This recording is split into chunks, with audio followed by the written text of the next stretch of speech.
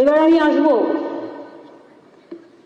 যারা মাঝে মাঝে নাটক করে সরকারি কর্মচারীদের মাথা খারাপ করে, তাদের মাথার মধ্যে একটা কিছু ঢুকিয়ে দেওয়ার চেষ্টা করে যাতে ভোটটা তারা পায়।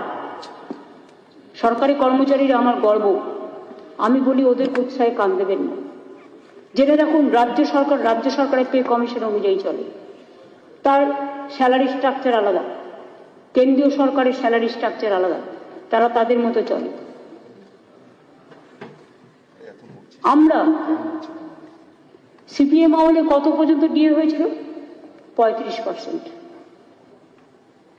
13,000 কোটি টাকা দিতে হয়েছিল আমাদের। আমরা ডিএ দিয়েছি কত? 2019 সালে আমরা 6th পে কমিশন চালু করি। তার আগে পর্যন্ত আমরা 90% ডিএ দিয়েছিলাম, যার আর্থিক পরিমাণ ছিল 1,67,000 কোটি টাকা। 2019 সালে আমরা যখন 6th পে কমিশন চালু করি, এর ফলে আগের বেসিক পের সঙ্গে 125% ডিএ যোগ করে মাইনে 2.57 গুণ বৃদ্ধি হয়েছে।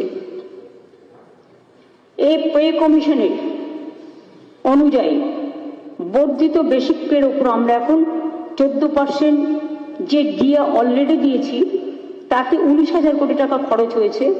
এই বাজেটে আমরা আরো 4% ডিএ দিচ্ছি, 18%। অর্থাৎ 2011 সাল থেকে আজ অব্দি আমাদের সরকার ডিএ বাবদ প্রায় 25-26 বেড়ে দাঁড়াবে 2 লক্ষ কোটি টাকা। 75,000 কোটি দেনা শোধ করে, গ্রামীণ আবাসের টাকা না পেয়ে, 100 দিনের কাজের টাকা না পেয়ে, বাংলার টাকা না পেয়ে, বাংলার বাড়ির টাকা না পেয়ে, গ্রামীণ রাস্তার টাকা না পেয়ে কি করে করছি একবারও জিজ্ঞেস করবেন না? ক্রেডিট দেওয়া হচ্ছে উচিত। আমাদের প্রায় 94টা সোশ্যাল সিকিউরিটি স্কিম চলে, জন্ম থেকে মৃত্যু অবধি।